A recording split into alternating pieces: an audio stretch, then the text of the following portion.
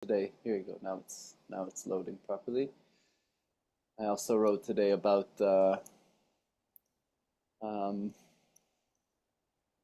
I was writing about why am I forgetting about okay, we're live. So we'll talk about it online.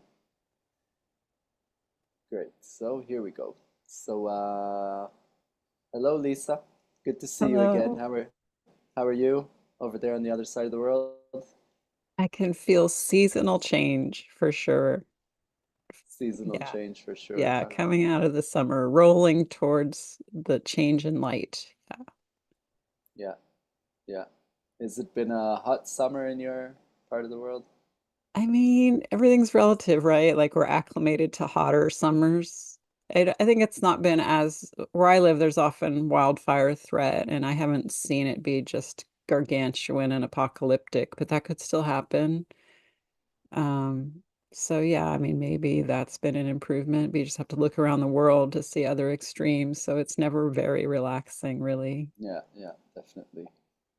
And so we're going to talk about the lunar moon today.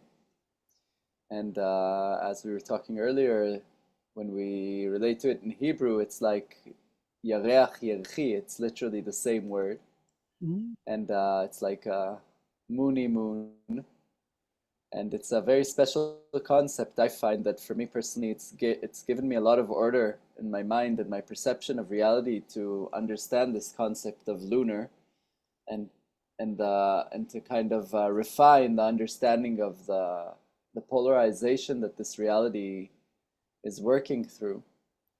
And today we're going to shed some light on this moon and enable our viewers to better understand the concept of the lunar moon as a part of the 13 moon year in the 13 tone wave spell. Mhm. And for our audience that's watching us here for the first time, so I'm speaking with you because you've been practicing, studying, discovering, exploring this life and your life through the perspective of the dream spell calendar and the 13 moon calendar. And I've been inspired by listening to your podcast and meeting you now for the third time. Yes. And so I'm really looking forward to hear from your wisdom about this moon. I'm sure it'll also shed some light on my experience during this time, but also for our listeners and viewers to better understand what's going on in their lives in this time. So maybe to begin with, if you can kind of explain how this motion from the magnetic moon to the lunar moon works from your perspective. What is this energetic movement? Well, to start, just overall, I want to emphasize that I think that it can be hard to juggle when you drop in a natural time or looking at this like modernized presentation of the Mayan calendars. You can be like maybe it's more agile to just go day by day following the Zolkin. But what I love about the 13 moon wave spell, which is sort of the same exact pattern as a 13-day wave spell, is that you can, as a scholar of the Zolkin, become really deeply invested and exposed to each tone of the 13 tones for 28 days. For the length of a moon is 28 days. So it's kind of like this deep dive into one tone at a time. And if you can spend a year paying attention to each moon, not, just not losing consciousness of it, then the 13-day wave spells, you just have a lot of agility. So, to that end, sort of to start with how I feel about the magnetic to lunar shift, no matter what length, and I'll remind people that it can also be a whole year that we spend in a tone. Um, we just went through the magnetic moon into the lunar moon, and I'm really glad that we're making these recordings because it's heightening my consciousness as well. But it's so obvious to me the difference. The magnetic moon is like kind of willed chaos. there's just this brand newness of karma that's delivered to us, kind of like, from a fairy kingdom or whatever metaphor you want, like dropped into our lap. Like, this is what your project is for the year. And it can definitely be connected and related to anything that came before. I mean, I believe that, but it can also just be startling or overwhelming, and it has a frenetic edge. That's how I experience it repeatedly. And then the lunar moon, which sounds like in the language, it's kind of like the moon of challenge. And that can be like, what more are you going to add? And it's really not like that at all. I've thought about this for years and years, that the magnetic moon has challenge within it. It's not like the lunar moon is giving us challenge. The challenge has already been there since the beginning. And the lunar moon is super helpful because it's helping us identify or understand what our challenge is. And so I have found it to be so much calmer, as if things are settling and ordering, and we can talk more about the specifics of how that might look like. But yeah, like there's just this tumult and newness. I call it like frenetic as a really good descriptor for the magnetic tone. And then the lunar tone is sort of like, okay, cool. Now, what is hard and what isn't hard? What is actually a resource for me? And what part of my challenge can I recognize this is good for me? This is for growth. Yeah, I like that very much. It also brings ease really to the people, many people that are new to this wisdom. They hear the lunar tone of challenge, and they think like, why would we want to observe our life through the lens of challenge? There's already enough challenge. Like, we know there's challenge. And I totally agree with you that by kind of defining a time for the challenge to appear clearly, it gives us the possibility to observe the challenge like from a different side of the other side of the pole, Mhm. of the polarity, and really understand, yeah, this is a challenge, but this challenge is actually something that I want to deal with. It hasn't just come to disrupt my life and just take me off course. It's actually helping me and here to help me to better understand what my course is and see what my goal is, or what I want to achieve, or what I want to break through or transcend in this upcoming time of my life, and kind of refines the challenge. And I find it very interesting when I meet lunar people that constantly, as you probably know, they're faced with challenge as a lifestyle. They're just facing challenge as everyday, like challenges that for the average person would be breakdowns, you know, big crisis. They just go through it like normal, and I really learned to appreciate these people so much, and being very open-hearted to them, and being very open-hearted to their wisdom and their perspective from their own life experience, because they kind of really hold the the understanding of challenge for all of us as something we're invited to deal with, to go through, to embrace. And I find it's a really change of perspective, uh, from what we were raised up to see challenges Yeah. as something we should avoid or fear or resist, or try to have no challenges as if that's some kind of a reality Right. somewhere. Yeah. Meditate ourselves right out of that dimension of challenge. Well, I would say that I recognized at some point when I was really young, I didn't have any religion in my household, but I became really fixated on the Greco-Roman mythology. Like, I was drawn to the idea of gods, but I didn't have anyone representing that. And so I remember like the Herculean challenges and these, I mean, tales are full of impossible feats that need to be accomplished, and then like spirit helpers make it happen. But I think of challenge kind of in that nomenclature of it is a demand, or I mean, it's an invitation to grow, but I think it's more of a demand. And so, you can look at challenges like this is a problem. But it can, I think, just be turned slightly to this is a challenge that I'm going to have to meet. and I'll be fortified by help from spirit. Like that part of the fairy tale is still true. And the calendar will walk us through stages where we feel supported enough to rise to meet the challenge or rise above and beyond it.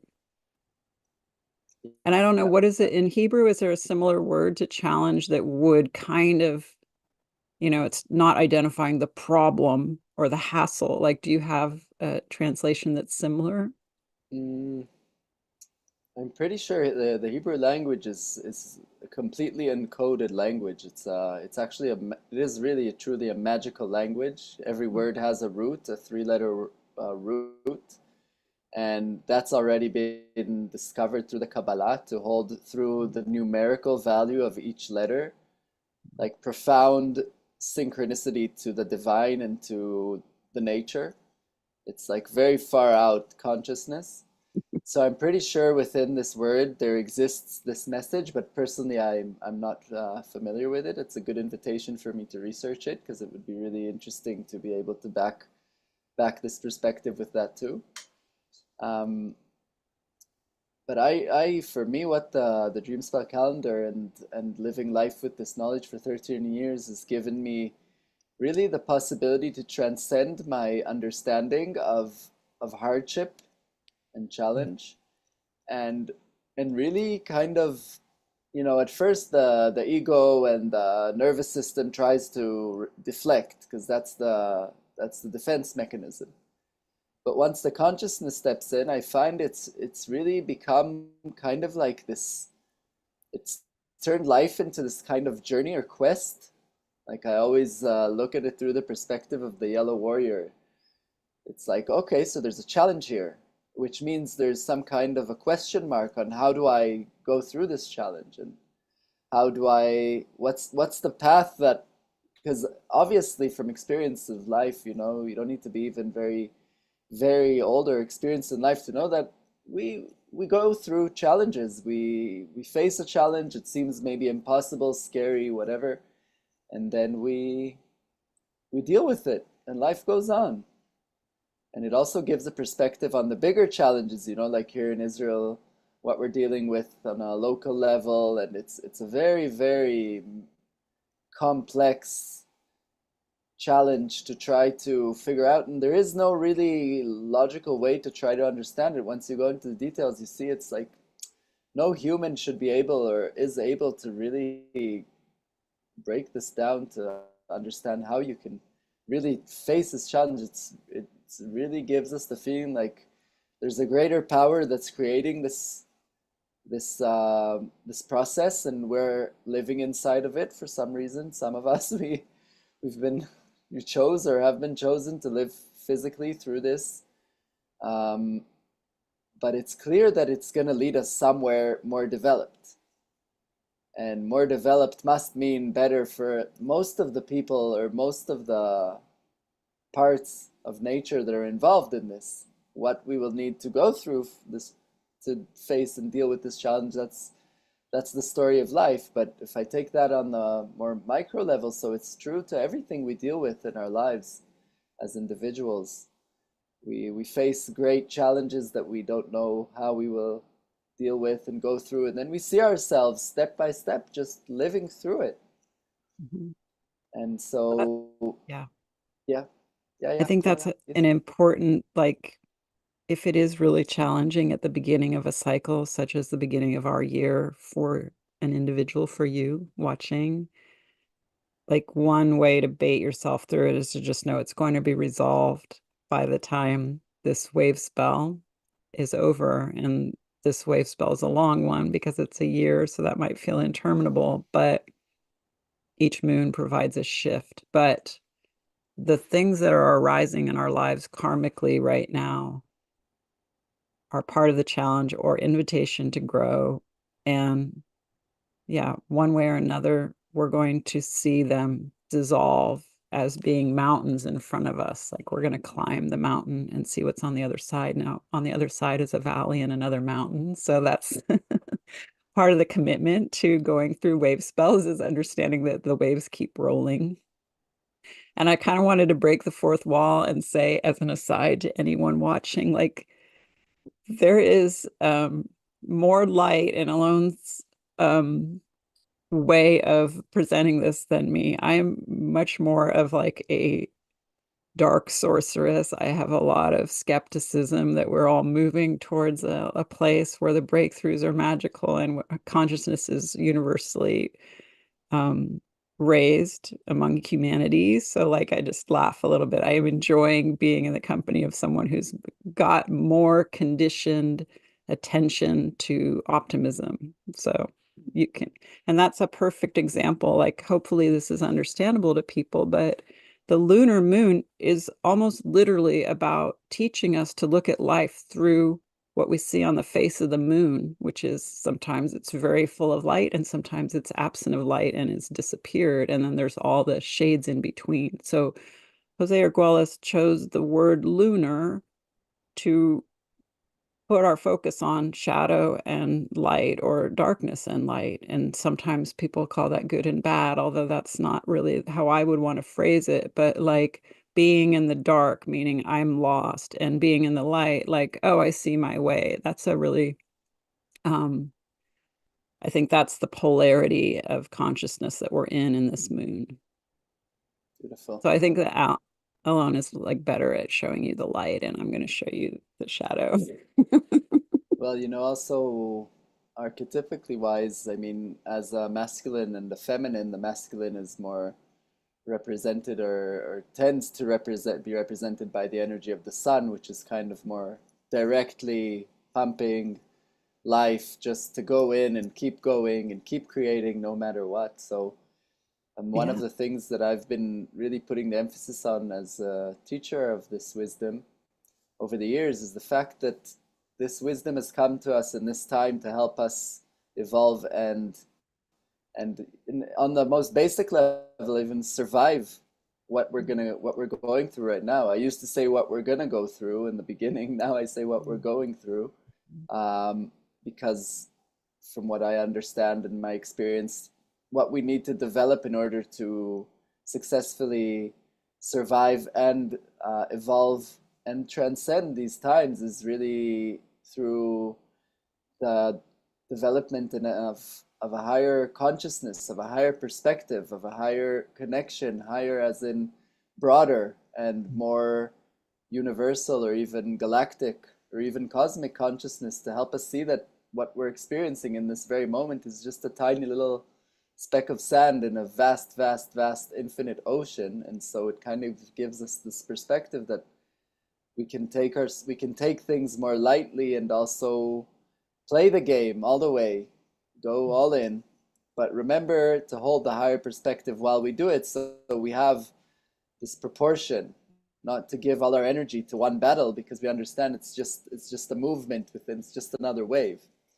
And though I've been constantly teaching that what we as humanity and especially as men are asked to learn in this time is to be more lunar, to Mhm. see the natural cycle of how life actually works, which means to accept that there is a darkness that we do not necessarily have to fight and Mhm. battle, and that there is a possibility for us through emotional development to be present in the darkness without needing to change it by just knowing that it will pass naturally, like the moon is illuminated half the month and it's dark and it's on the process of.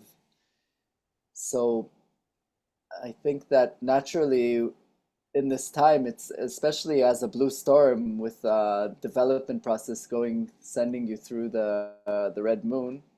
I think it's very it's it's it's very appropriate that you play this role in this conversation in this time because I feel this is what the women are teaching us as men these days. It's like it's okay if you feel if you don't feel motivated all the time. It's okay if you don't feel like you want to fight the battle all the time. And it's okay if you don't fight the battle all the time. Just let go a bit. Just be. Mhm. Look for a way to be more at peace with the darkness, with the unknown, with losing control for a little while. It's not dangerous. You're not endangering someone else by doing that. You're not playing your role in the world if you do that.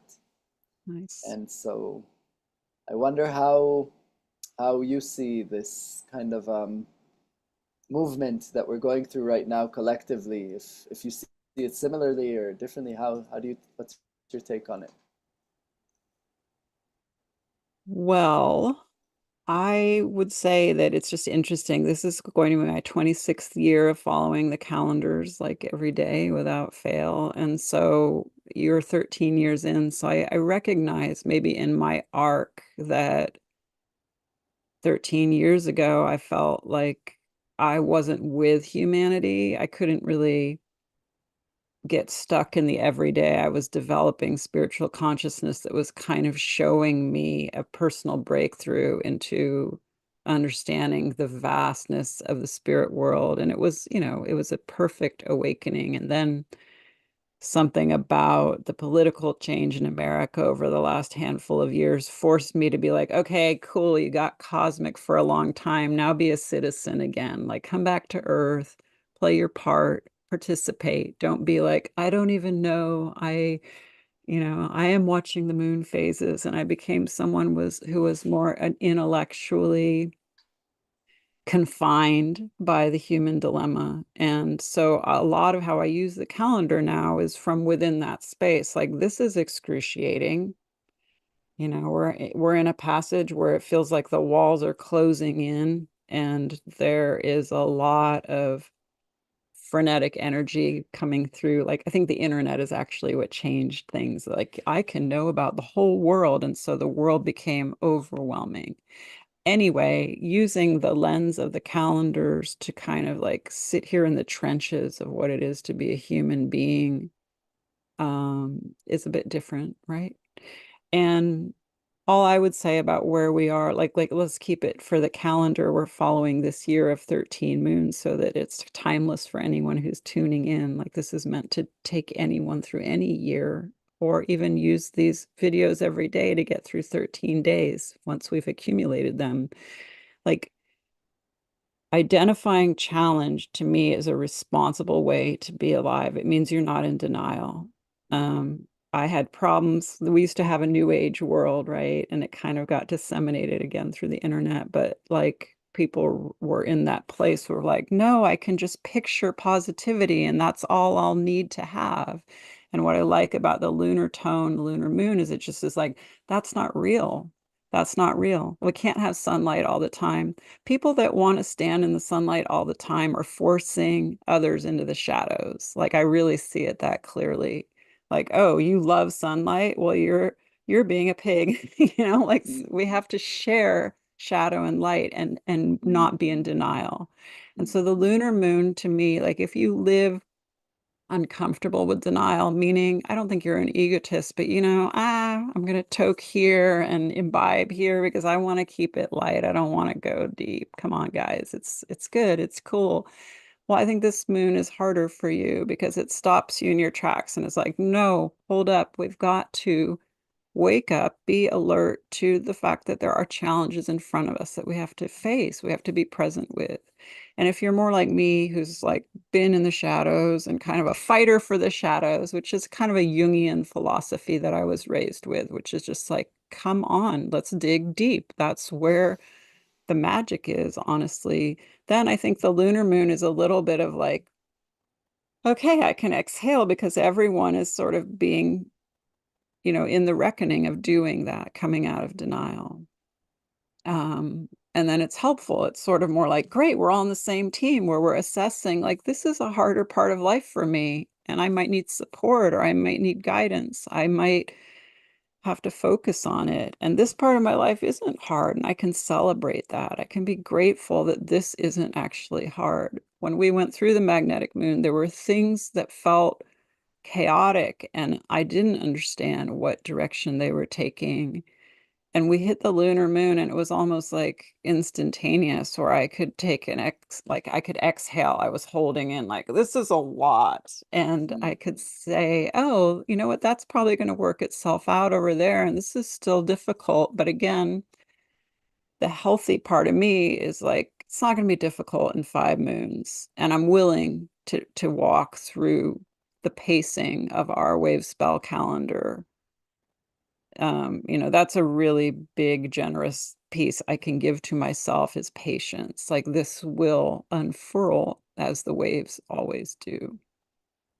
That's beautiful. Yeah. So that's already, mm, I can say, like very profound wisdom from my perspective, because you've gained all this experience through your surfing the waves, as I say it in Hebrew, and surfing the years, and you've really realized that this cycle is constantly working and reappearing, and you've already positioned yourself in a place that you recognize it, and you're comfortable enough to really lean on it and live and lean your consciousness on it, rest your consciousness on it. And I think that's really profound. And I always wonder about people that are new to this wisdom. I have new students all the time, and when they begin, it looks like a lot of information and like this kind of, whoa, I don't know if I'll make it through the first stage of just understanding the basics. And I can really understand them, because I tell them, like every real wisdom, you need to walk the path. I can make it as accessible as I can, but it's about choosing to walk the path.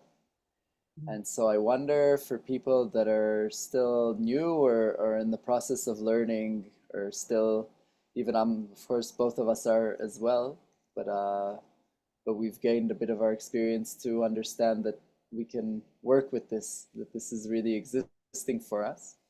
Um, how would you recommend someone that's listening to us to approach this moon and this and the lunar tone in general, to, let's say, if the goal is to go through it with as much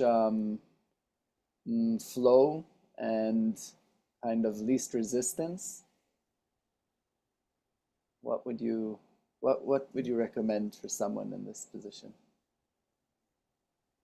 Well, I mean, I wonder how bad it is for people. Like this is the layering of the calendars we follow mean that the wave spells within a moon change. So, and they have different teachings. So sometimes there are wave spells that I think hands down are hard for humans. And I kind of like, here we go. We're going through some wave spells that the human ego doesn't like, or the modern human ego that we are, doesn't know how to doesn't have facility with. So that could be separate from the moon that we're in. I mean, I'm very reliant on the layers of the calendars. I do understand a few other Western astrology pieces, but I have chosen to kind of eliminate a lot of the other ways of perceiving life. I mean, there's astrology, there's spirituality, following different teachers and religious texts. Like I'm kind of all in with the calendar. So when life is up and down, I pick principles from our calendars here, wave spell forms, the tribes we move through, to help me as anchors. It's just like it's my faith and my commitment. It's my practice to kind of limit it. And so, one thing I want to say, not as a demand, but a suggestion, is that if you feel called to what we call natural time, meaning an alternative to artificial time, which is what the Gregorian calendar ended up being, to kind of make it a primary focus for a while, because then the different layers that are difficult in a way to understand have more room for your presence. The other thing is that, I mean, I know the phrase one day at a time translates around the world as a way of recovering from addiction, but one day at a time, we're all recovering from addiction, whether it's our own or around us. Like we just have a world that whatever addiction is, human egotism and, you know, overconsumption, I think it drives the cultures universally.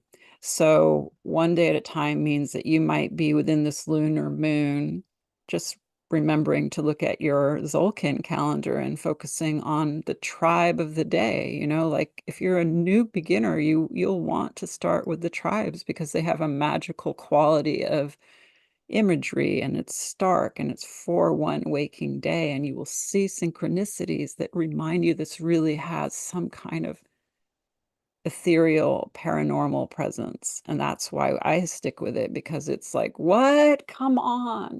That is a childlike, joyful place when you're like, you're kidding me. Come on, here it is this day and this is happening. Like that's, I think, what keeps a lot of people fused to the path.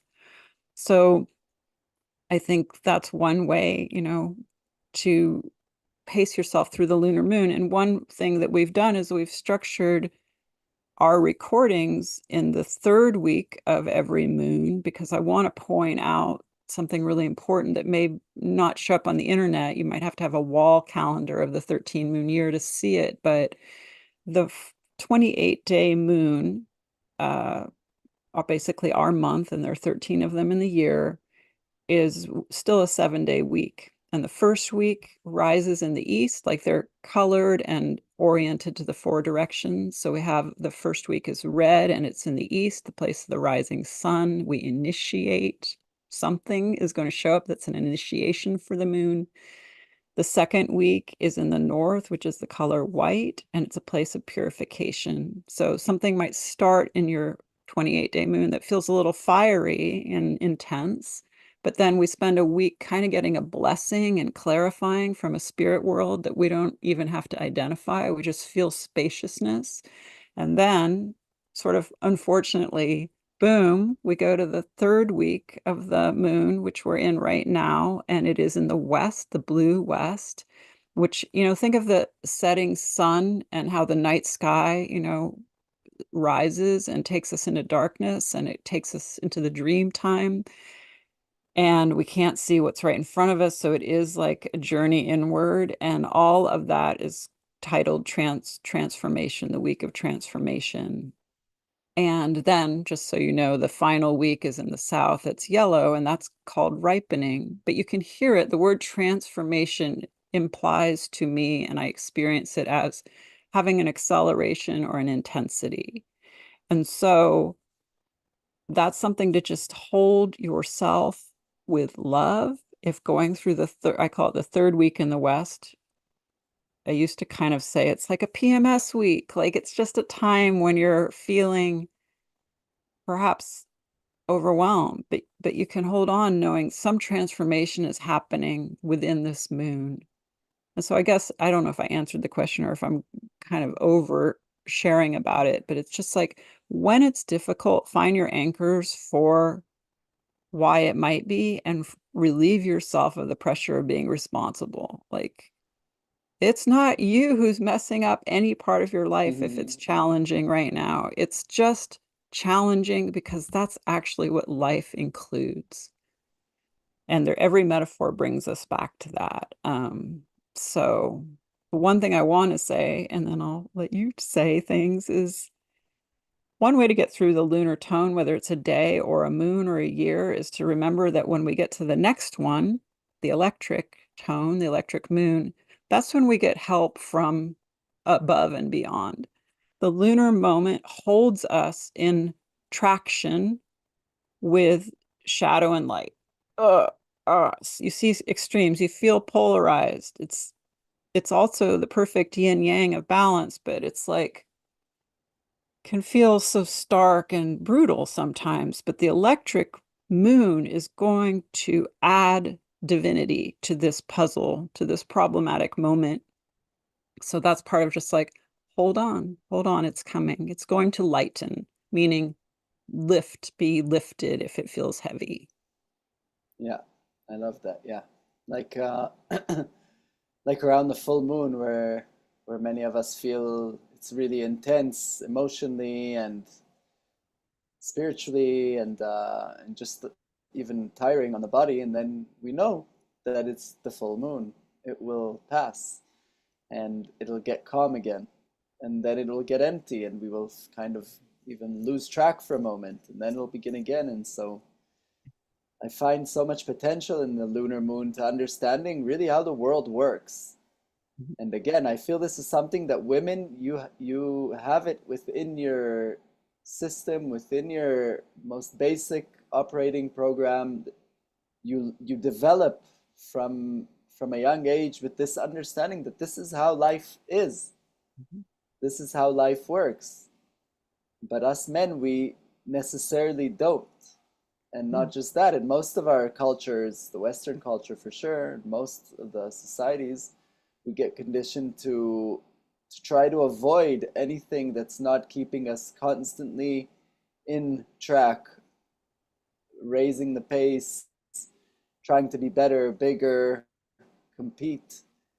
And I find so much peace in this learning of the lunar tone and the lunar moon, because just like you said, it actually enables me to accept the fact that I'm supposed to feel empty sometimes, empty of energy, empty of ambition, empty of clarity, and that it's all right. And I can tell you as much, even though I've been learning and working on myself to kind of really download and live my life according to these natural cycles and rhythms, it's still hard work to catch myself in the true moment and realize that this is me living through my conditioning. And definitely, if I think most people and most men would listen to our conversation, they would not even understand exactly what I'm talking about, even because, especially here where I live in our society, men are still valued for being warriors, Mm. warriors with a gun, devoting themselves, sacrificing themselves for the greater cause, which used to be literally go out and protect your family, go out and protect your community. But now we're protecting a state, which is actually a government, which is actually a bunch of men with Mm. power, with interests, personal interests, making decisions based on what they've inherited from what's been before, but because of that, unable to really step out of this track and try to bring something new. So it's like what used to be these really higher values and very moral way of living has become a question mark. You know, Men are still doing it because they get called. Most people do it because that's the law and they obey the law. Others do it because they really feel that they're going to protect the people of the land. I know, though, that many refuse to go, and I know that many who are in there are deeply in doubt that what they're doing is actually making a positive change in their lives, in their people's lives. So I think it's a very powerful metaphor for understanding how important it is during these times that the feminine perspective gets more and more place in how we perceive reality and how we build our systems and how we aim our systems to develop into the future. Mm. And just like the lunar tone of challenge, I realize more and more that in order for us to go through the next phase, to the electric phase, to the place where we can really devote ourselves to being in service, we have to really um, uh, completely and fully experience the challenge to a point where we actually give up on trying to solve it. And then something new will happen. Right. And so it's like a very I find this learning of the lunar tone and the lunar moon to be in some way maybe the most profound in this time, Mm. especially with the 2020, the year that the coronavirus showed up in our reality was a lunar year, and it really kind of emphasized what polarity means in reality, what it can feel like to move from a place where things seem unified to a point of Right. immediate polarity. Like in one moment, suddenly polarity is existing, and then it opens this whole sphere of a new challenge that we have to learn how to deal with and go through and grow from. And so I wonder what does it look on from here? I mean, so the lunar tone gives us this polarization, this understanding that there is a challenge and this invitation to accept it, embrace it, go through it. And what happens there in this movement into the electric tone, into the electric moon? How does it develop in there?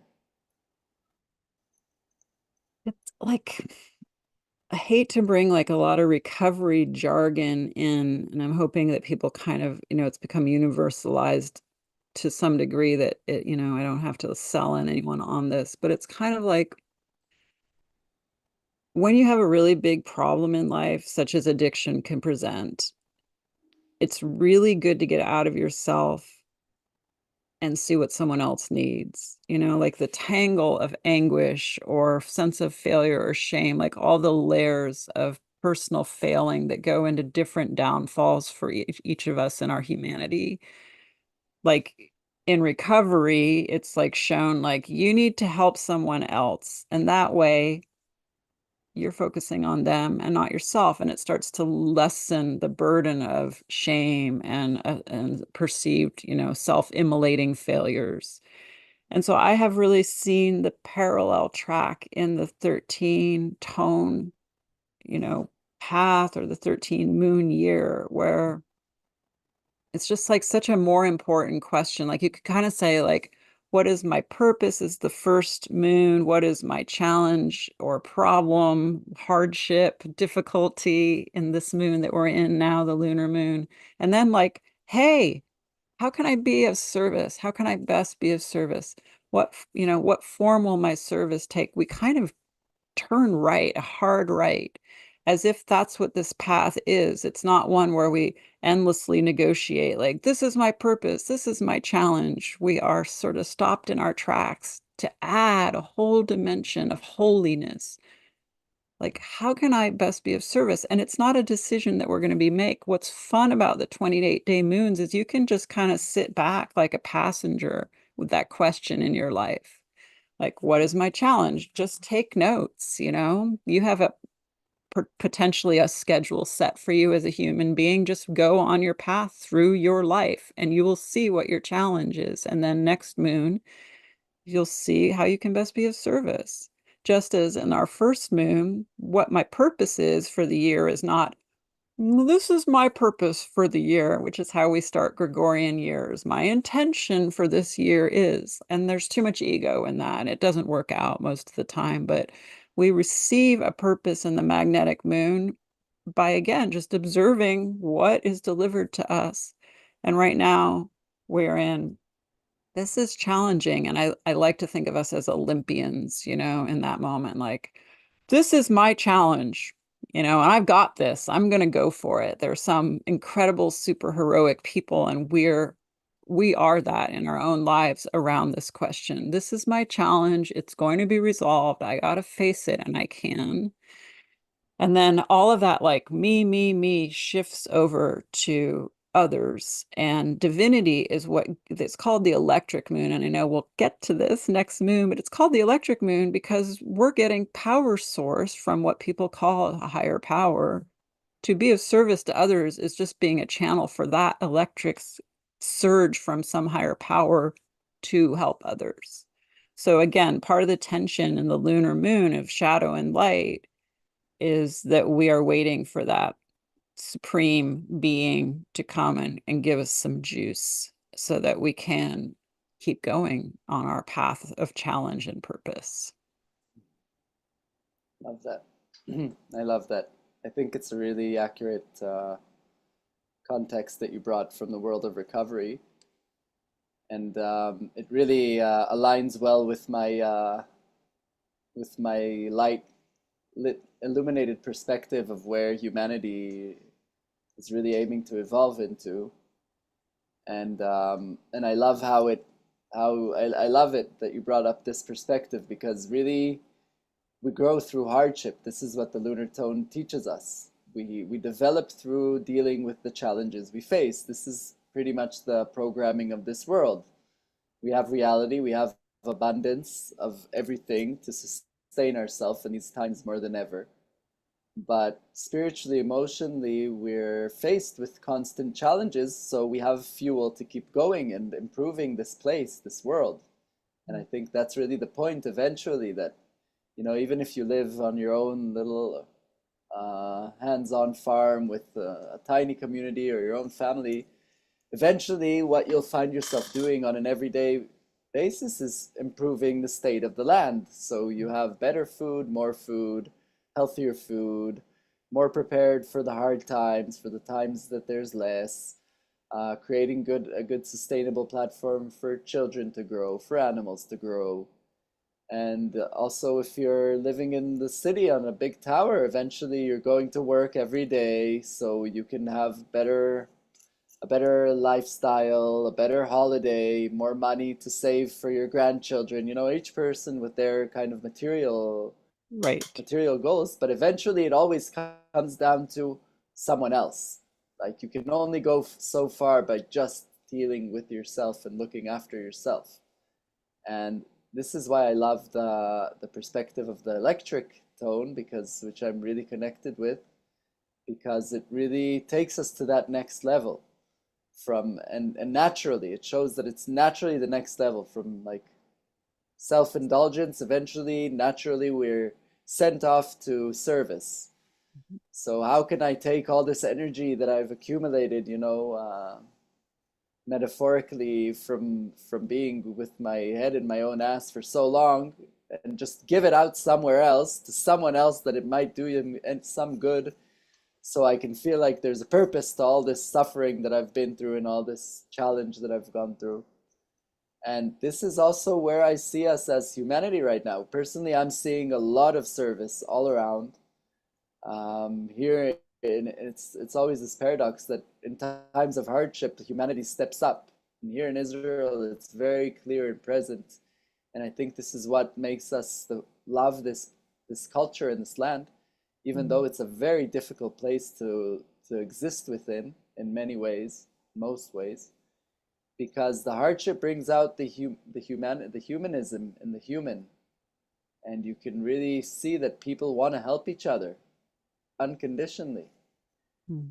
And I think that symbolically, this is a reflection of humanity in these times and what we're going deeper and deeper into. It's like, okay, so what if we take away the purpose of fighting for survival or accumulating to look after our communities and our families, and we give you a different purpose, a higher purpose, the ones that is speaking about universally making things better for everybody together? How would you get there if not through putting everybody through some kind of a collective challenge that synchronizes us on a mental, emotional level to understand that we're in this together? Right. And so I definitely relate to this metaphor you gave about the walls closing in on us, like it's getting more and more narrow, this kind of line that we can walk to keep our health, physical health, mental health. But at the same time, we're getting all these new tools to kind of start figuring it out how we can solve these challenges and take it to the next level, in which we don't have to only out for our own survival through our own challenges, but start dealing with the challenges that we're facing collectively, locally. Um, so I've just by having this conversation with you, it's filled me with a lot of hope Mm. and I hope don't for feel you. that at all. And we don't have any war on our soil. But I was going to like throw in, I live in California, right? I am like some of the headlines in the Lunar Moon, if you just look at the cultural movement, are about the extreme polarity in the United States. Like we can never get off a two-party system. It's almost exactly divided in half. So if as righteous or right as one feels, there's always another 110 million people that have a completely different, disparate belief, and there's very little crossover. And what I have thought my whole life is like the luck that we haven't had war on our soil other than colonial genocide. That's been inflicted on the residents, but we haven't been attacked in such a way that we are united in a vulnerability such as you're experiencing in the Middle East. And so people can just continue to sort of sit as if we're one massive suburban, remove and just get into the polarity of ideologies and nitpick differences and live a lot of the time around resentment, which is one of the key components to addiction, right? Is that you're driven by grievance, and grievance politics in the US is kind of all we've got going. It's a war of resentment from one side to the other. So again, in the lunar moon, that gets really underscored. And so culturally, I'm always curious where we go from here, and not to like put a timestamp or politicize what our work is. But you were talking about the electric moon in a kind of glorious way. And I always like pointing out that Donald Trump is electric. He's a blue electric can, and I have to always wrap my head around him. Basically, his Mayan astrology is how can I best be of service is the question he leads with. He's just here to serve and he wants to heal, as a blue hand. He's trying to accomplish healing.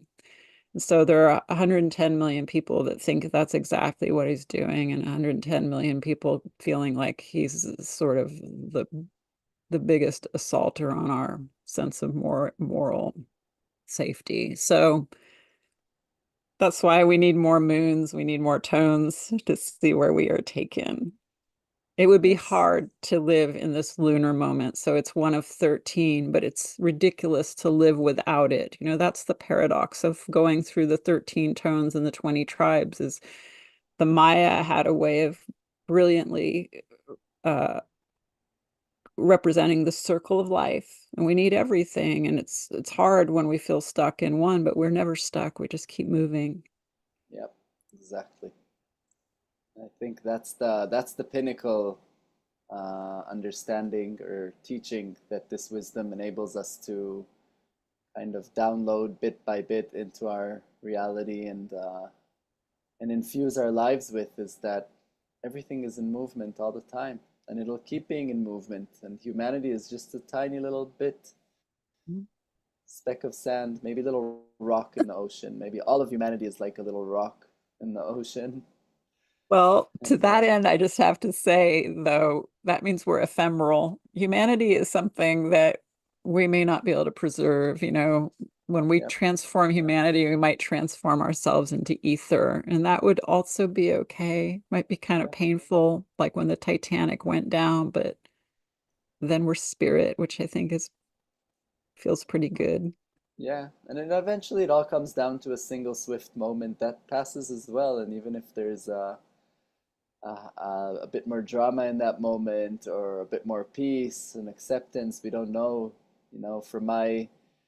From my meetings with the possibility of death, I found out that death is not what it's portrayed to be in the movies or in the Oh, media. Or exactly. it's much more friendly. It might be Uh, even the golden ticket. Like, yeah, I, what? I I can believe that too from my experience. So I'm really curious to meet you again in the next moon and see together where evolution and our experience has taken us. And Yes, I am too. and I'm deeply, deeply thankful and grateful for this possibility to meet up with you in these times, thanks to modern technology and an open-heartedness and mind that we can share from Okay. from other sides of the planet in the same real time of our I experiences. And know. Thank you, Internet. yeah, See? big Yeah, time. the Thank you. polarity of the Internet is represented in this recording. It's the wonder and splendor of it. So I Exactly. also celebrate that, and I celebrate you initiating it. Thank you. It's my pleasure. And for our listeners and viewers, I just want to remind that Lisa has a generous podcast in which you share the perspective of the wave spells and daily signs with people that want to learn and the more experienced and the less experienced. And also, I at the moment am still mostly teaching in Hebrew, but like this podcast, I'm also making my way out into the big world, and it's possible to meet with me one on one and have personal map readings in English and family map readings and relationship readings and professional map readings, every kind of topic that life has, you can look in through the mind perspective and receive a lot of clarity and insight and direction. So thank you very much. And Yeah. we will see each other again very soon because time is just like flying in this tidal wave that we're surfing. And Yes. I wish you lots of peace and quiet in your side of the world. Till next time. Okay. Thank you. Thank you Thank so you. much. Thank you.